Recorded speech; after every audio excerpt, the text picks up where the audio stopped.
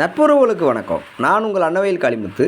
நம்ம இன்னைக்கு பார்க்க வேண்டிய மிக முக்கியமான பதிவு, கீரையோ கீரை, கிள்ளு கீரை, தொக்கு கீரை, நான்னா உனக்கு என்ன கீரையா அப்படின்னு கீரை ஏளனமாக பார்க்கக்கூடிய கீரையில் உள்ள முக்கியமான விடயங்களை இப்பதிவில் பார்க்கவிருக்கிறோம். முதல்ல நம்ம பார்க்க வேண்டிய மிக முக்கியமான கீரை செந்தூரான் கீரைன்னு. இதனுடைய தண்டுகள் செந்தூர்க்க நிறத்தில், இலைகளில் இது மாதிரி பச்சை நிறங்களில் இவ்வகையான கீரைகளை நீங்கள் பார்க்குறது ரொம்ப அரிய வகை.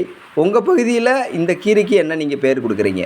பொதுவாக ஒரு கேள்வி உண்டு, இலை வேருக்கு சாப்பாடு போடுதா, வேறு இலைக்கு சாப்பாடு போடுதா அப்படின்ற கேள்விக்கு மிக ஆழமான நுட்பமான பதில் என்னென்னு பார்த்தோம்னா, இலை தான் வேருக்கு சாப்பாடு போடுதுன்னா இலையில் இருக்கக்கூடிய அந்த 3 வகையான செயல் ஒளிச்சேர்க்கை.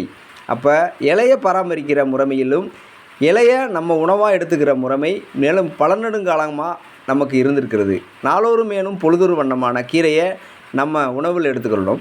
இவ்வகையான சிவப்பு வண்ண கீரைகள் நம்ம ரத்தத்தில் இருக்கக்கூடிய இரத்த நாளங்கள்லேயும், முக்கியமாக வெள்ளை அணுக்களுடைய பெருக்கத்திலையும், நுண்ணூட்டச்சத்துக்களுடைய பற்றாக்குறையை போக்கக்கூடிய தன்மையாக இக்கீரைகள் இருக்கிறது. பொதுவாக கீரைகளுடைய வகையில் 40க்கு மேற்பட்ட இலவகை கீரையாக இருக்கிறதுன்னு நம்ம பார்க்குறோம். அவ்வகையான கீரைகளை நம்ம உணவில் சேர்த்துக்கிறது மூலமாக நம்ம என்ன வகையான சத்துக்களை பெறுறோம்ன்றது ஒரு முற்றுப்பெறாத, இல்லைனா தொடக்கமே இல்லாத ஒரு ஆய்வுக்கு உட்படுத்த வேண்டிய ஒரு விஷயமாக இருக்கிறது.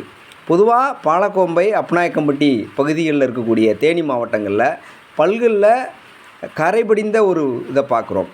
அந்த கரைபடிந்ததற்கும் கண்ணில் வெள்ளீரமான நிலைப்புக்கும் இந்த சத்து பற்றாக்குறையுள்ள கீரைகள், இது மாதிரியான அரிய தகவல் அன்னவயல் காணொலியோடு இணைந்து பல்வகையான கீரை சம்பந்தமான உங்கள் பகுதியில் உள்ள கீரை வகைகளை கருத்துரை பெட்டியில் காணுங்கள். மானம் பார்த்த கீரையில் தன்னால் விதை போடாமல் இருக்கக்கூடிய கீரை வகைகளை அடுத்த பதிவில் சந்திக்கலாம் இருக்கின்றோம்.